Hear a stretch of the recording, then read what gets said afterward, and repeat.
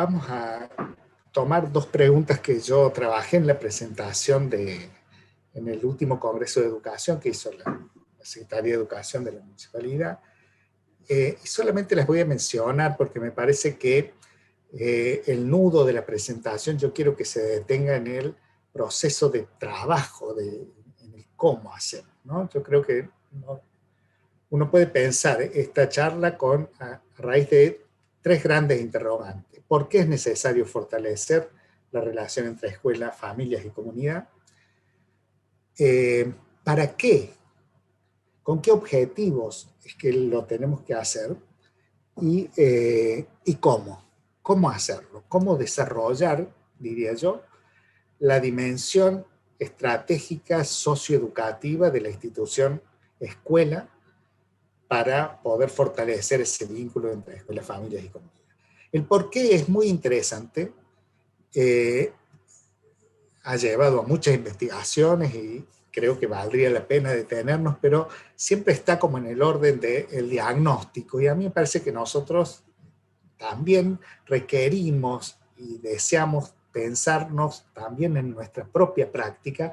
Así que solo quisiera mencionar que el resultado, podríamos decir, de todos los análisis que nos llevan a responder este porqué, que tiene que ver con que si hay una tensión en el mundo social, cultural hoy, en su relación con la escuela, se expresa fundamentalmente en una crisis de sentido compartido.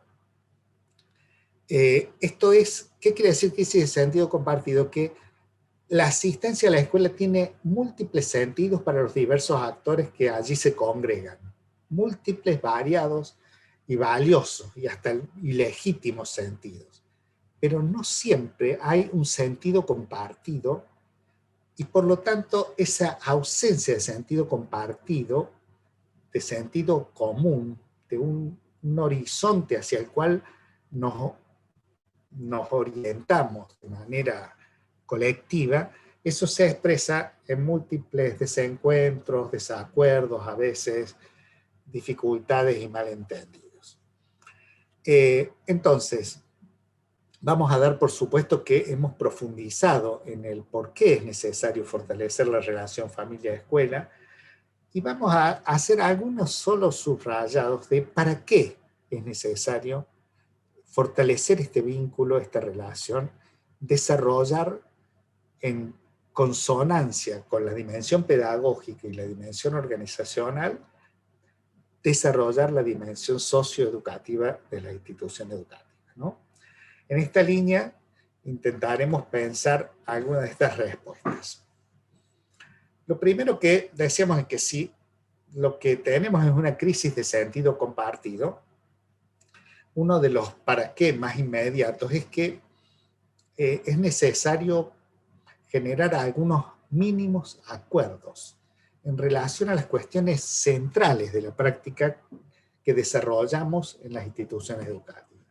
Mínimos acuerdos en torno a qué, para qué, cómo, dónde enseñar, aprender, qué, para qué y cómo habitar la escuela, vivirla. Este me parece que es uno de los puntos centrales, por lo cual fortalecer el vínculo escuela, familia, comunidad permite generar estos acuerdos. Eso supone construir lo común, no a partir de encontrar aquello que compartimos. Si ustedes recuerdan, a veces cuando uno conocía a alguien que le interesaba, decía, oye, ¿qué te gusta? A mí me gusta el cine, y a mí también, y me encanta leer literatura, y a mí también me encanta. Uno iba encontrando, buscando, va encontrando cuando se encuentra con alguien, aquellos puntos en común. No se trata estrictamente de eso, sino justamente lo opuesto. ¿Cómo construimos algo común partiendo de que cada uno de los que habitamos las instituciones educativas tenemos pertenencias sociales, pertenencias de clase, historias y trayectorias educativas, posiciones económicas y culturales en el espacio social diferentes y por lo tanto expectativas diversas? cómo en ese mundo tan diverso, a veces signado por la desigualdad y por la diferencia, cómo a partir de eso construimos lo común. Y obviamente construir lo común para enseñar y aprender más y mejor. Parece una obviedad, pero es que de eso se trata todo el esfuerzo que hacemos en torno a las instituciones educativas. Se trata de intentar ver cómo mejoramos las posibilidades que tienen los sujetos, en particular los niños, las niñas más desfavorecidos, que están en condiciones más desfavorecidas para apropiarse de todo aquello maravilloso que la escuela tiene y que sería capaz de cambiar la vida en la medida que podamos usar de ello de manera, bueno, provechosa y apropiarnos del saber de la escuela para ser más felices y vivir en un mundo más justo y mejor, ¿no? Se trata de eso, parece un discurso un poco idealista o romántico, pero se trata de eso, de aprender más y mejor. Y por eso fortalecer el vínculo escuela-comunidad supone que nosotros podamos anclar los conocimientos que la escuela tiene para brindar, ese saber que la escuela trae, que es un saber que en general hemos decidido como sociedad a través de diversos canales de representación legítimos y legitimados que son los importantes para insertarse socialmente, para vivir en comunidad, para ser más felices, para cómo anclarlos con los saberes, las experiencias, las producciones culturales de cada comunidad y de los sujetos a los cuales nosotros brindamos el servicio educativo. Entonces, fortalecer el vínculo escuela-comunidad tiene fundamentalmente la importancia de favorecer, construir la posibilidad de inscribir el saber de la escuela en el saber de la vida y hacer que eso sea posible de ser incorporado por los sujetos para transformarse y transformar el saber y sus propias condiciones materiales y simbólicas de vida, ¿no? Ahora, también fortalecer el vínculo escuela, familias y comunidad tiene como otro objetivo, es que la escuela es un lugar donde aún se escucha y se mira a los niños, a las niñas, a los jóvenes.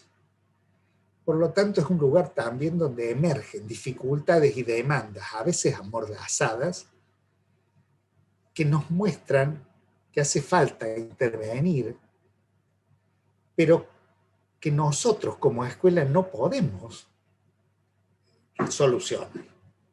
Yo siempre recuerdo la imagen de unos chicos acalorados en la canchita de la escuela jugando al fútbol en una hora libre, y bueno, en un momento uno de ellos se saca la camiseta porque realmente hacía calor, imagínense jugar un partidito de fútbol un día como hoy, y bueno, y la docente allí lo que ve es la espalda marcada. Ahí aparece una demanda, una dificultad, una problemática que excede las posibilidades y funciones de la escuela, pero es la escuela la que lo ve.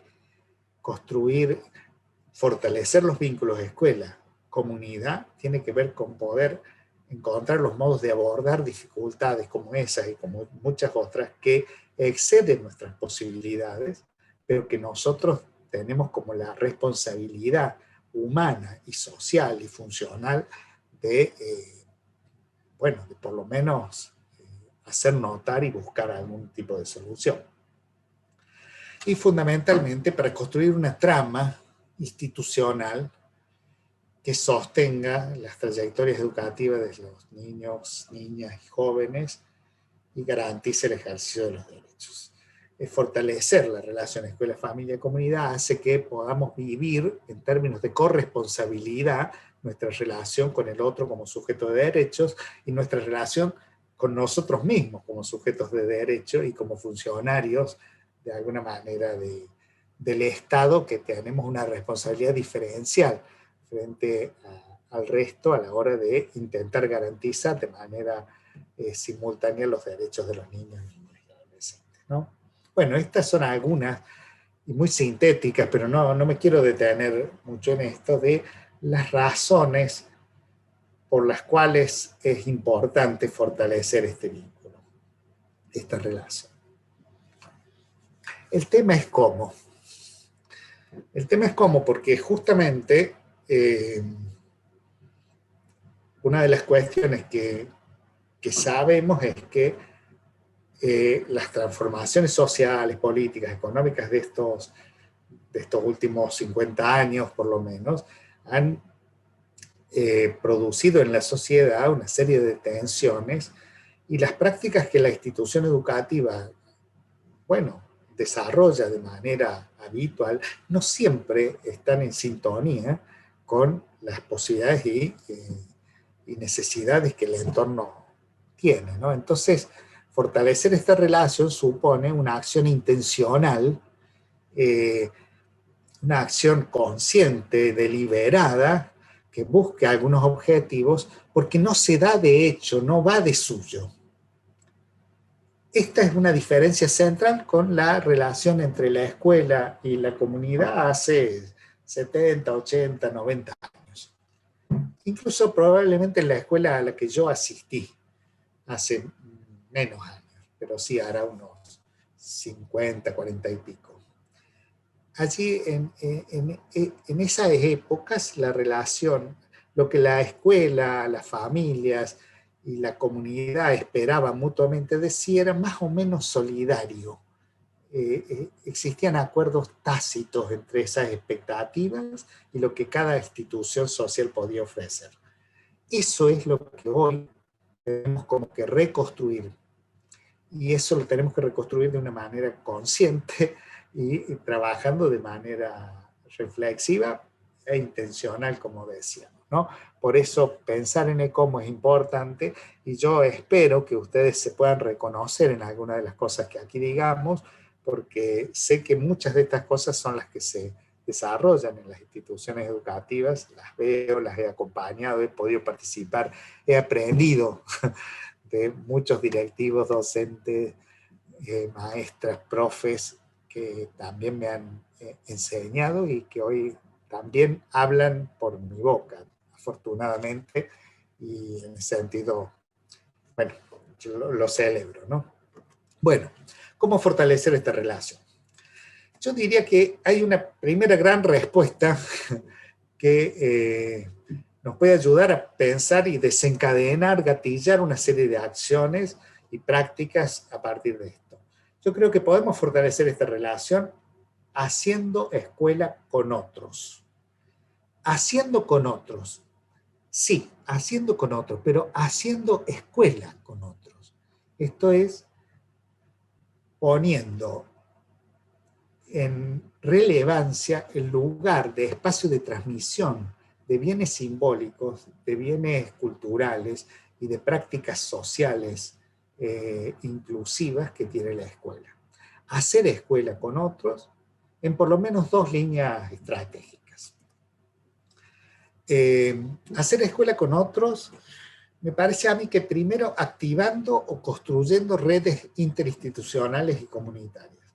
Esto es, hay una cantidad de situaciones con las que la escuela se encuentra que le ponen en evidencia y que nos ponen en evidencia que no podemos solos, que necesitamos pensar con otros, hacer con otros y construir con otros estrategias superadoras para dificultades compartidas. Y también necesitamos de la ayuda de otros para solucionar o abordar algunos problemas que se manifiestan en la escuela, pero que la escuela no puede solucionar. Entonces, digo activando porque en general las redes interinstitucionales, las redes sociales y comunitarias existen, los sujetos las transitamos, las usamos a veces de manera intuitiva, pero es importante visibilizarlas, activarlas para que sean potentes en las posibilidades de trabajo compartido, y a veces hay que construirlas, las tenemos que crear, las tenemos que tejer. Yo diría que esa es una como de los pilares de una estrategia, de una política de desarrollo de la relación de la escuela con la familia y con la comunidad. Pensar cómo voy a insertarme en las redes como institución, insertarme en las redes interinstitucionales y cómo voy a construir junto con otras acciones para mejorar las condiciones que les permiten a los sujetos enseñar, que nos permiten a los sujetos enseñar y aprender en las mejores condiciones posibles, ¿no? La otra columna me parece que tiene que ver con la posibilidad de generar situaciones de encuentro, expresión, intercambio de saberes y participación.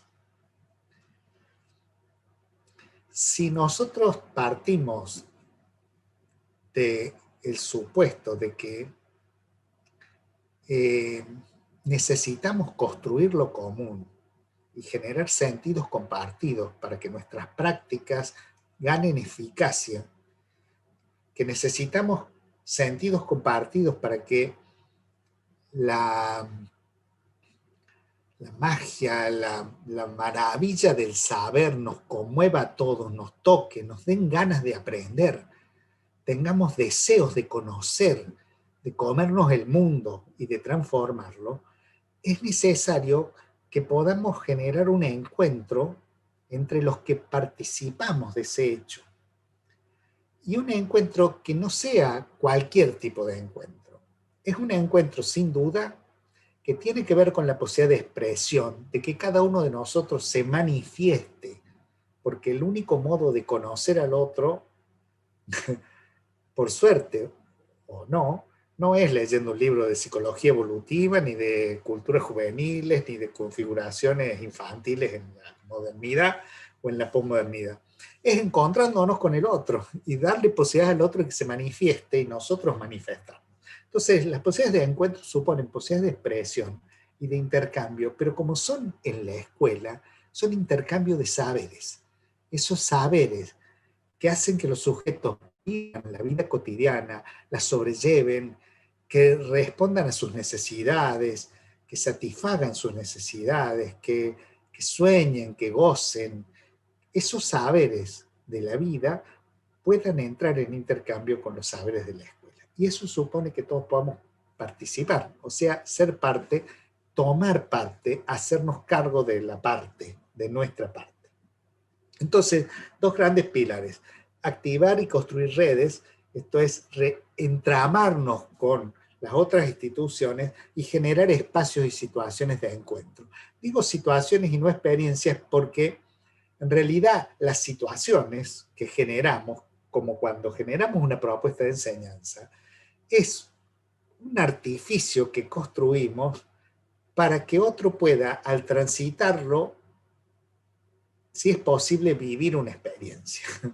Para que al transitar esa situación, al vivir esa situación, tengamos la posibilidad de vivir una experiencia que nos marque, que nos deje diferente, que reconozcamos que después de eso yo ahora veo distinto, pienso diferente, miro las cosas de otro modo, tengo otras ganas de hacer otras cosas, o me di cuenta que yo no sirvo para esto, pero sirvo para otra cosa. Bueno, todos podemos encontrar marcas y huellas en nuestra existencia individual y comunitaria de situaciones que se constituyeron en experiencias, en el sentido de la rosa, ¿no es cierto?, por ejemplo, que de alguna manera nos permitieron saltar, pasar, ser otros.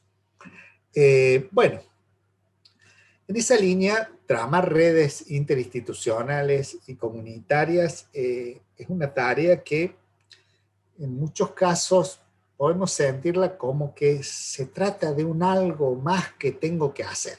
Cuando ustedes sientan que están haciendo algo, que se trata de un algo más que tengo que hacer, primero frenen, paren, miren, escuchen porque viene un tren y se las va a llevar puesta.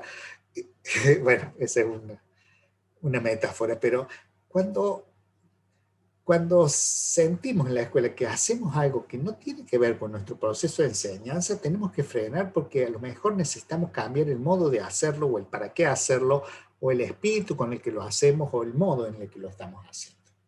Tramar redes interinstitucionales y comunitarias supone, de alguna manera, poder saber y conocer el espacio social y cultural en el que estamos insertos. Entonces es una necesidad. Es una necesidad porque es que conociendo cómo es el dispensario, que hay un centro cultural, que la biblioteca popular tal cosa, que allá está el jardín maternal, acá estamos con nosotros con la escuela, acá tenemos un secundario, las mismas familias vienen a las tres instituciones, están la gente de la CENAF que trabajan por ahí en una casa abierta, y también tenemos el SPD en, en el CPC, con quienes podemos contar o a quienes tenemos que pedirle ayuda y es más, a veces involucrarlo, por ejemplo, para abordar alguna situación de vulneración de derechos que no podemos solucionar trabajando juntos, escuela dispensario, por ejemplo, y otra institución, y requerimos la intervención de otro. Esto es que tramar redes es una necesidad para poder saber y conocer en qué comunidad estamos como institución, para qué comunidad trabajamos, cuáles son los valores, las prioridades, las necesidades, los dolores, las urgencias que está viviendo las familias, bueno, en las que habitan y construyen su vida los chicos y las chicas que asisten a la escuela. Hablando a veces con el trabajador social, la trabajadora social del dispensario, la psicóloga o la pediatra, uno dice, ahora entiendo. Bueno, entonces veamos qué podemos hacer, porque Jessica está mostrando esto en la escuela, pero esto parece que tiene que ver con otra situación, y entonces juntos podemos pensar. Tramar redes, construir redes interinstitucionales y comunitarias, yo decía, es una cuestión necesaria. Cuando uno empieza, es laborioso insertarse, pero cuando uno empieza a participar de un encuentro con otras instituciones y articular con otras instituciones, empieza a ver que el peso que siente sobre los hombros a veces y la soledad para enfrentar algunas dificultades que experimenta, si está puertas adentro tratando de solucionarlo, se reparte en otras espaldas, aparecen otras manos que nos acompañan, que nos ayudan a empujar para el mismo lado, pero también a reflexionar, a pensar, a problematizar las situaciones y a encontrar alternativas superadoras. Bueno, algunas cuestiones que a veces nos ayudan a iniciar este proceso de articulación, yo diría que son, por ejemplo, hoy quedaba muy oscuro esta trama de esta pintura que se llama Los Hilos, así que la tuve que sacar porque no se leía bien, pero me encanta esa pintura. En general, cuando uno piensa, muchos de ustedes tienen redes armadas y participan activamente, es más, podrían explicarle mejor a sus colegas que yo, a lo mejor, algunas de estas cosas, pero cuando no hemos podido hacerlo, yo les diría que lo primero que hay que hacer es generar ciertos acuerdos en el equipo directivo, como dirección, tener claro que necesitamos entramarnos con otros, tratar de investigar qué experiencias previas ha habido en esta comunidad, si conocemos alguna otra que lo está haciendo, sabemos que aquella escuela municipal se coordina con el dispensario tanto, a ver, le pregunto a la directora cómo lo hizo, para ver que ese trabajo y esa experiencia acumulada nos allana el terreno a nosotros para comenzar a trabajar. Después darnos un espacio como institución para debatir, para trabajar, con toda la institución, la importancia que tiene. No es una cuestión de la directora, bueno, que va y se junta por allá, sino que es algo que nos involucra a todos, a pesar de que, bueno, algunos referentes de la institución se hacen cargo de manera más, a lo mejor protagónica, digamos, ¿no? Pero los beneficios de la articulación con otras instituciones los tiene que vivir toda la comunidad educativa y también, por lo tanto, bueno, conocer y participar. relevar conjuntamente cuáles son los recursos y organizaciones que están en el territorio en el que se encuentra inserta la escuela. Y acá vuelvo a decir escuela. Y cuando digo escuela, digo que a veces estas actividades, por ejemplo, relevar las instituciones, conocer quiénes son los directivos, a qué se dedica, pueden ser excelentes tareas de una propuesta pedagógica y a lo mejor cuando haya pasado este oscuro tiempo de pandemia que por ejemplo, evita que hoy estemos cara a cara encontrándonos, bueno, a lo mejor armemos un grupo de alumnos a quienes acompañemos al dispensario para que le hagan una entrevista a la psicóloga, al trabajador social, a la médica pediatra, al odontólogo, y a partir de allí ir haciendo este relevamiento conjunto, incluso con los niños, porque, bueno, mucho de la propuesta pedagógica cobra sentido, vida, calor cuando ellos mismos son protagonistas de parte de estas acciones y conocer el lugar donde viven, las instituciones que los asisten, los derechos que tienen, a quién pueden consultar, por ejemplo, o qué actividades tienen en el club, en algún punto puede ser maravilloso y a la vez explicarles cuál es el sentido que tiene aprender a leer, a escribir, eh, conocer de geografía para orientarse en el espacio físico, etcétera, etcétera, etcétera, para decir algunas cosas rápidas que se me ocurren. Bueno, otros dos puntos importantes, si uno quiere iniciar el trabajo de tramar redes con otros, yo diría es ir generando articulaciones en simultáneo, ¿no es cierto? Ir tomando contacto con los referentes de otras organizaciones, indagar si existen ya trabajos o redes que se están llevando adelante, o sea, ya se reúnen, etcétera, y empezar con alguna acción compartida. A veces puede ser muy pequeña, pero invitarlos a la escuela a una jornada.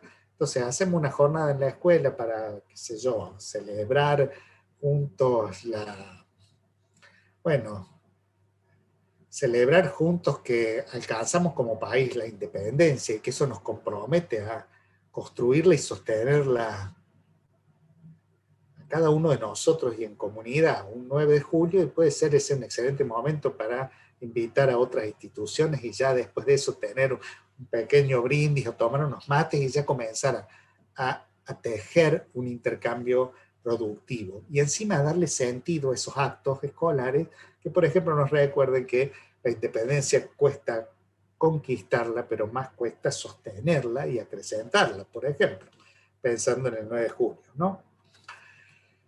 El PowerPoint, por supuesto, después se lo voy a pasar a Alicia para que ustedes puedan usarlo si les sirve con todo gusto, para que no tengan que sentirse a lo mejor apurados en copiar algo si fuera necesario.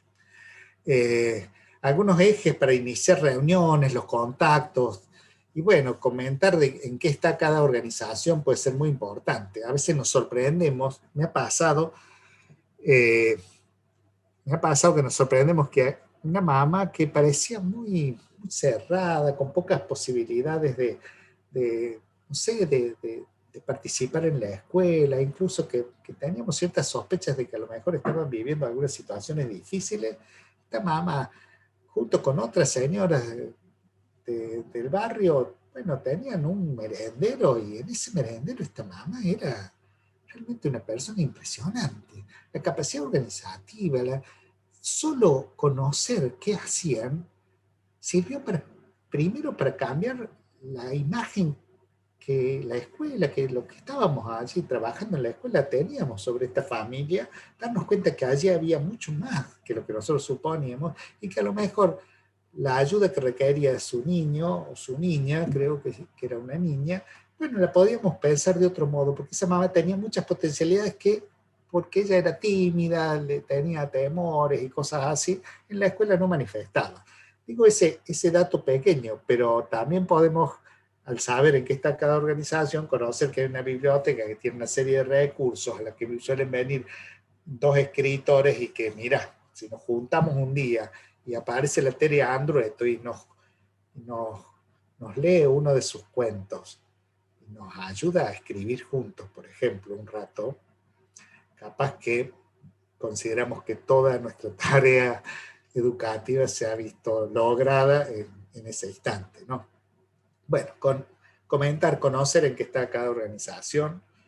Pienso en las instituciones de salud, también en las instituciones de desarrollo social, las deportivas, las religiosas, las organizaciones de la comunidad, que en muchos casos ayudan a que la vida sea más llevadera en los lugares más vulnerables, ¿no? Plantear lo que no se puede resolver solos, porque así como la escuela se encuentra con límites y dificultades a veces para llegar a las familias, para poder acercarse a ellos, lo mismo a veces le pasa al pediatra, a la pediatra, a la odontóloga, es más, a la psicóloga del dispensario y a lo mejor al pastor o al cura del barrio que había construido un espacio para los chicos y estos chicos no están viniendo y estamos con temor de que la estén pasando mal y no llegamos a ellos. Pienso, por decir, algunas cosas para saber que hay cosas que no podemos resolver solos y si las ponemos en común ya comenzamos a darles otra dimensión. No solo nos las sacamos como algo que nos pesa y que nos agobia, y por lo tanto al compartirlas se hace más ligera, sino que podemos pensarlas, como decía recién, buscar alternativas y encontrar soluciones. Bueno, planificar algunas acciones comunes, ir construyendo cierta continuidad. Hace falta verse varias veces. Los senderos que uno hace en los campitos se hacen de transitarlos. Hay que transitarlos muchas veces. Y allí uno siempre encuentra el sendero, porque los ha transitado y lo transita. Así vamos haciendo esos senderos, construyendo cierta continuidad en el encuentro, en las posibilidades, y obviamente ir ampliando la convocatoria, porque a veces uno llega a un espacio en red y se da cuenta que uno tiene otros contactos y allí, bueno, yo conozco unos mediadores de la lectura que trabajan en tal zona, pero ellos pueden venir, darnos un taller y nosotros entonces, y allí se va construyendo y generando y optimizando los recursos con los que contamos. Cuando nosotros agotamos este primer nivel de prevención, es cuando estamos en mejores condiciones de poder pedir ayuda a otros niveles de mayor complejidad para solucionar problemas que nos exceden a todos. Bueno, decía, para ir apurando un poco, pero además de activar y construir redes, tenemos que propiciar situaciones de encuentro. Desarrollar una política que podríamos decir, fortalezca la relación escuela, familias, comunidad, supone que haya posibilidades de encuentro. El tema es que para que esos encuentros sean ricos, tenemos que pensarlos bien y tratar de ver cómo los hacemos lo más productivos posibles, porque justamente a veces los encuentros están signados por las prácticas y rituales que nos preexisten. Entonces nos encontramos y repetimos formas de hacer las cosas que se han vaciado a veces de sentido o que no permiten alojar al otro, o que el otro se anime a hablar, a contar, etcétera, por diversas razones, ¿no? Esta otra columna de una como estrategia o de un proyecto sociocomunitario de la escuela, yo diría que tiene este objetivo: construir situaciones de encuentro que puedan convertirse en experiencias para los sujetos que las vivimos, que las transitamos, que las hacemos. Para construir situaciones nosotros hemos visto que hay que mover fichas. No las podemos hacer de tacto. Hay que ir como combinando elementos. Uno, y de los más primeros, son ciertas cuestiones materiales y simbólicas, que yo les llamo condiciones objetivas porque están fuera de nosotros. Entonces son condiciones objetivas porque están fuera de nosotros y son materiales, a veces como el espacio físico, como los espacios. A veces el lugar donde nos reunimos no facilita la interacción, nos tiene muy lejos o hace que todos miren a uno. Entonces a veces tenemos que mover el espacio. A lo mejor también hay que mover los tiempos. Y a veces los agrupamientos, tenemos que pensar quiénes con quiénes, a quiénes juntamos para tal o cual actividad. ¿Qué saberes vamos a poner en juego allí? Y fundamentalmente, qué lenguajes o formas de representación usamos para decirnos y escucharnos, para expresarnos, para manifestarnos. Cuando pienso en eso, pienso en que a veces nos encontramos para hablarle a otros o para escuchar a alguien. Y está muy bueno, en este caso me están escuchando a mí y espero que les sirva y no sea muy plomo, pero seguro que si estuviéramos interactuando quizás fuera más rico nuestro encuentro. Pero ¿qué pasa si nos juntamos a jugar? Yo recuerdo una experiencia en una zona cerca del barrio Las Violetas que a mí me marcó mucho. En esa época, creo que fue 2014, hacíamos la segunda jornada de Escuela, Familia y Comunidad. Pero antes nos habían llamado a una institución educativa de esa zona, una zona muy, bueno, con desigualdades y vulnerabilidades muy marcadas y algunas dolorosas. Había habido un serio problema con la directora y había habido un grupo de padres que incluso habían querido quemar el auto a la directora, una situación de esa fea, digamos, ¿no? Bueno, comenzamos a acompañarlos un poco y para la jornada de Escuela, Familia y Comunidad, las docentes, después de haber hecho un trabajo previo, que fue preguntarles a las familias qué esperaban de esta escuela, qué querían de la educación de sus hijos, y haberse sorprendido de las cosas que decían las mamás y los papás y los abuelos y las abuelas, los tíos de chicos, cosas que no se imaginaban que estarían pensando, decidieron hacer de la jornada de Escuela, Familia y Comunidad una jornada de juego entre adultos. Consiguieron a alguien que se encargara de los chicos y maestras, madres, sobre todo madres, se pusieron a jugar juntas. Esos son los saberes de la vida y también los saberes de la escuela. En el juego hay reglas, hay posiciones, hay momentos, hay tiempos, hay saberes y hay entusiasmos que se ponen en juego, pero también está el otro. Y el otro aparece como es, disfrutando, no pudiendo, riéndose, haciendo el ridículo. Bueno, quiero decir, fíjense cómo un espacio utilizando una forma de representación, un saber que nos remite a nuestra infancia, que compartimos todos como sujetos, a veces puede generar otro tipo de encuentro que dé lugar a nuevos intercambios más significativos, con más sentido, con más confianza, etcétera, ¿no? Lo mismo nos pasa, qué sé yo, recuerdo en la misma línea del juego cuando después de haber hecho una jornada de pintada de juegos con los padres en los patios, cosas que afortunadamente ya hace mucho en las escuelas, bueno, se juntaron padres, madres, qué sé yo, a construir juguetes para hacer una ludoteca para los chicos. Fíjense que allí no hay una tarea que tenga que ver con problemas que solucionan, sino hay un espacio de producción de algo que mejora la calidad de vida, de habitar la escuela y de experiencia educativa de los chicos. Y algo que hacemos juntos. Entonces había una mamá que cayó con su máquina de coser y otro padre que vino con unas maderas y serrucho y qué sé yo, y otros con botellas y armaron títeres de guante, esto, lo otro, demás. Una cantidad de juegos que más allá de su valor intrínseco tenían el sentido de portar el valor de estos adultos trabajando juntos para sus chicos y sus chicas. En ese sentido, estos lenguajes y formas de representación, como suele ser, qué sé yo, imaginemos que hacemos bueno, como ustedes lo vieron, por ejemplo, en el video este de los cortos, para pensar en un lenguaje audiovisual que incluye varios otros lenguajes, ¿no?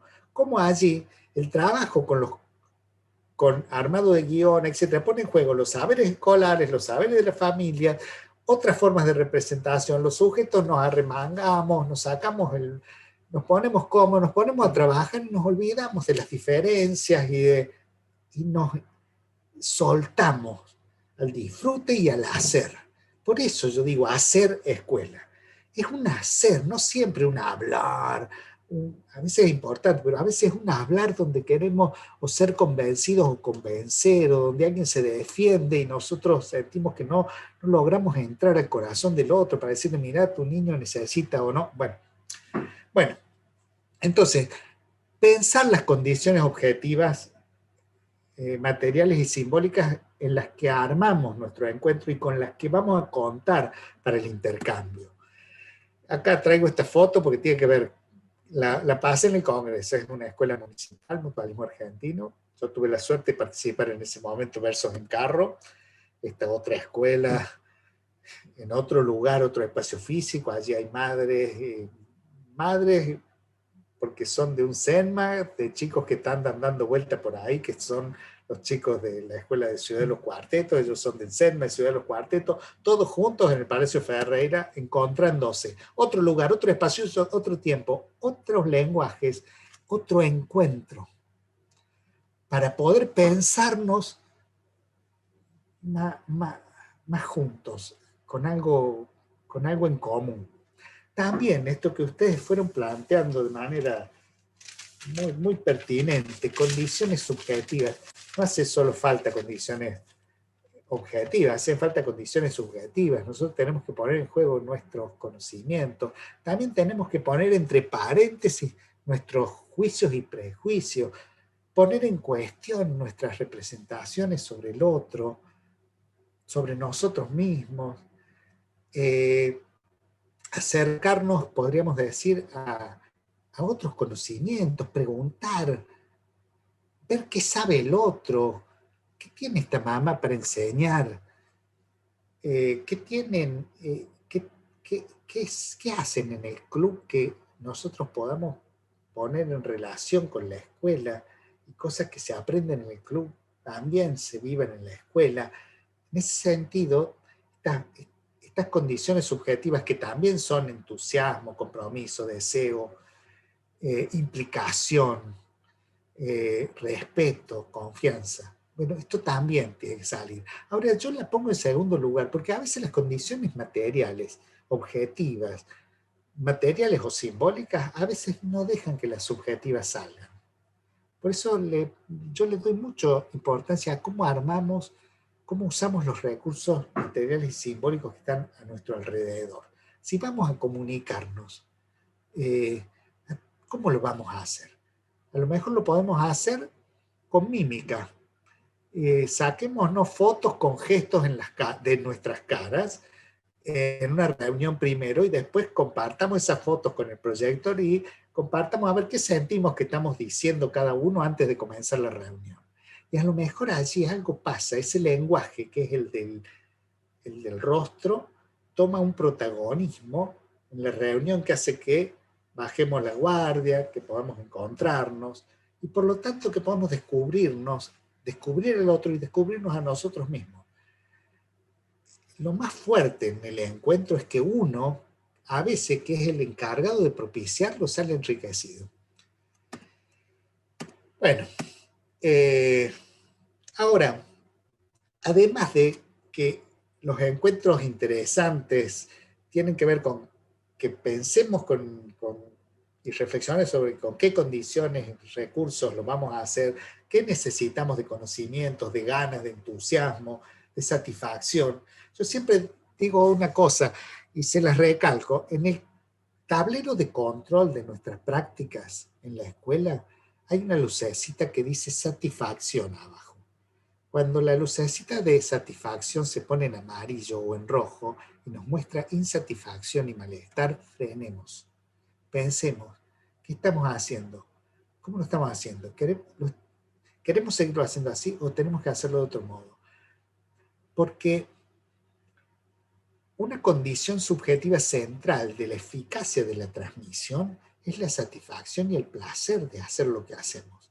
No quiere decir que sea fácil y que no sea un trabajo, y eso implica también cansancio, yugo y cosas que nos cuestan sobrellevar. Pero si en el balance hay más malestar e insatisfacción que satisfacción, y pasión, frenemos, pensamos. A lo mejor tenemos que repensar cómo estamos haciendo lo que estamos haciendo para hacerlo mejor. Porque si hay satisfacción, va a haber eficacia en la transmisión. Y a lo mejor no sé si aprenderá todos los contenidos curriculares, pero vas a saber que es importante para alguien, vas a ver que en la escuela hay algo valioso para él o para ella, y vas a ver que ese alguien que se lo ofrece le promete algo a lo que él tiene derecho a acceder. Eso seguro. Ahora, cuando digo interacción, quiero decir que como es hacer con otros, es bueno que aparezcan los otros. Que en los encuentros haya gente que no sea solo, por ejemplo, madres y docentes, que aparezcan la gente del dispensario, que sea el grupo de teatro que trabaja en una biblioteca popular venga, que haya momentos donde haya otros participando, porque estos otros que participan rompen los rituales de la interacción que en general, por una cuestión económica, todas las prácticas sociales vamos construyendo. Las prácticas sociales son como aprender a manejar. Uno, cuando ya sabe manejar un auto, no anda pensando, uy, viene el semáforo en rojo, tengo que apretar el embrague, apretar el freno, apretar el embrague, sacar la marcha. Ahora, uy, se puso en verde, tengo que apretar el embrague, poner primera, acelerar despacito, soltar el embrague. No, no estamos haciendo eso, sería imposible manejar un auto. Una vez que aprendimos, lo hacemos. Así son las prácticas sociales. Lo que pasa es que esas prácticas sociales, cuando se instalan, repiten a veces cosas que no funcionan, pero las repetimos. La presencia del otro nos la cuestiona. Nos dice, epa, mira, se puede hacer de otra manera. Mira, viene en auto automático, no tengo que andar. Bueno, a mí me pasó, descubrí el auto automático porque mi hijo no puede usar un auto porque tiene una dificultad en una pierna, no puede usar un auto con embrague. Esa presencia del otro en su singularidad a mí me enseñó que el auto automático es bárbaro.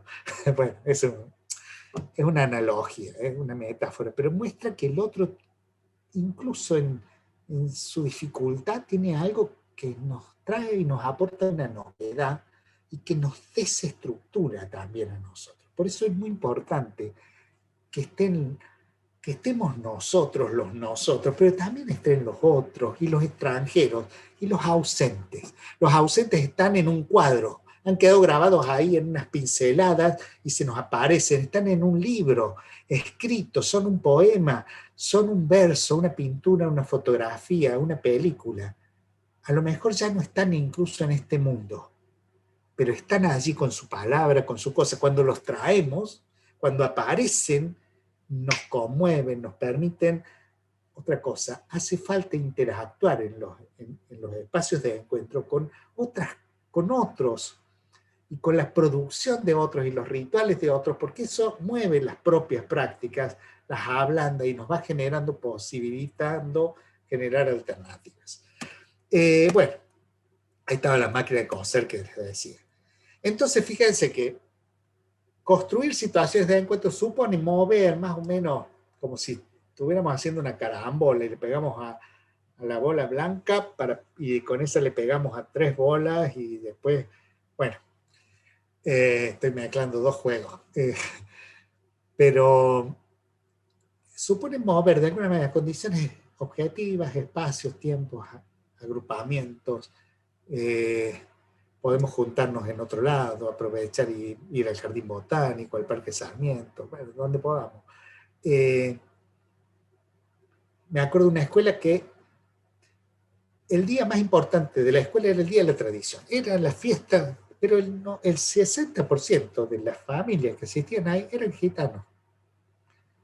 Y ellos nunca se habían puesto a pensar que ellos festejaban el Día de la Tradición con bombo, guitarra, gaucho, mate, qué sé yo, todos los signos y los símbolos de lo que implica nuestra tradición, el Martín Fierro y el folclore, la samba de mi esperanza y todo eso, maravilloso, y empanadas y pasteritos y locro.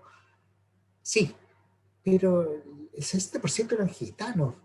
Y una maestra dijo, wow, ¿cómo serán las tradiciones de ellos? Y entonces se dieron cuenta que ellos tomaban el té. Y el tema de tomar el té era una cuestión muy importante. Era 3er grado, me acuerdo.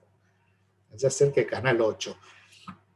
Entonces la docente empezó a propiciar, en ese momento, era un grupo de unos 20 más o menos, ir a tomar el té a distintas casas para que los chicos pudieran vivir distintas formas de, bueno, de tomar la merienda en función de estas tradiciones y empezaron a incorporar a la fiesta de la tradición las tradiciones de la comunidad gitana. El otro. Cuando el otro llega, llega con lo opuesto. Pero eso opuesto es comunidad. Nosotros todos los días interactuamos con la comunidad, porque interactuamos con la cabeza y con el corazón de los chicos y con su cuerpo. Con esas tres cosas. Y la comunidad está incorporada, hecha cuerpo, hecha idea, hecho modo de ver el mundo, está hecho modo de sentirlo, de valorarlo, modos de querer, de distinguir lo bello, lo feo. Eso es la comunidad también. Cuando el otro viene, viene con la comunidad cuesta y la pone en la mesa. El tema es que haya lugar en la mesa para que él ponga lo suyo. Por eso el espacio de encuentro. Es que en la mesa haya lugar para poner. Ahora, además de entonces poner en juego interacciones, condiciones subjetivas, nuestra mejor onda, nuestras ganas, el lugar para los otros, también hace falta proceso y producto. Y me voy a detener rápidamente en el proceso. Digo, bueno, hay cosas que hay que hacerlas con cierta regularidad y durante un tiempo, porque como las prácticas se construyen así, casi por repetición, nosotros para hacer prácticas nuevas tenemos que repetirlas muchas veces para que empiecen a generar cierto tipo de nuevas regularidades, nuevos modos de... Ahora, el tema del producto en los espacios de encuentro a mí me parece muy importante y con esto voy a tratar de ir cerrando, Alicia, porque creo que vamos en tiempo. El producto, yo saqué la idea de producto de una didacta que se llama Delia Lerner, que ustedes habrán escuchado, hace didáctica de la lengua, de la matemática. Ella dice, la importancia del producto en una propuesta didáctica tiene que ver con la posibilidad de enlazar el sentido inmediato de la acción que estoy realizando con los chicos y que ellos realizan con el sentido inmediato que tiene la propuesta formativa. Entonces el producto, producir por ejemplo un texto instruccional, la receta de cómo hacer pan francés o pan casero o buñuelos, se convierte ese producto y hacer el pan se produce un espacio mediador entre sentido inmediato y sentido mediato de la acción. A la vez el producto muestra la potencia de nuestra acción. Muestra que podemos hacer, y que podemos hacer solos, pero también podemos hacer juntos. Si nosotros terminamos un mural en la escuela, todos pintados, llenos de cal, con olor a solvente, pero miramos, nos alejamos, miramos el mural, compartimos una gaseosa, nos damos cuenta que lo hicimos juntos, que pudimos. Entonces el producto, además de generar la posibilidad de enlazar el sentido inmediato con el sentido mediato, restaña, podríamos decir, como las heridas de nuestra propia autoestima, nos muestra nuestra capacidad de hacer, de producir, de hacer juntos. Y a la vez sirve como de señal, de marca, de mojón, de que pudimos. Entonces, cuando el producto, que no tiene que ser nada útil, puede ser lo más inútil del mundo como un poema de amor, como cartas de amor. Ponernos a escribir cartas de amor. Ponernos a escribirles cartas de amor a otros para que estos otros se las manden a sus amados, una especie de Cyrano de Bergerac. Podemos pensar muchas cosas como producto, o un cortometraje, o o una ludoteca, o lo que fuere. Pero la importancia del producto es que además de lanzar sentido inmediato e inmediato, también nos sirve para mostrarnos que sí pudimos, y si pudimos eso, podemos otras cosas. Nosotros como sociedad hemos vivido muchos golpes y muchas frustraciones, y muchas veces hemos intentado y no nos ha salido. Tenemos muchos golpes en la espalda. Poder ver lo que sí logramos y hacerlo visible y recordar que si pudimos eso, podremos otra cosa, me parece que es muy importante y objetiva el proceso de trabajo compartido. Entonces, en última instancia, el producto es donde se materializa, se objetiva eso que vivimos y nos lo recuerda y nos lo hace recordar a todos. Bueno, esa es más o menos la idea, tramar redes, generar interacciones, armar estos como dos pilares de lo que podría ser nuestro proyecto de relación sociocomunitaria en la escuela. No hace falta que esté escrito, hace falta que lo escribamos con prácticas y con acciones cotidianas.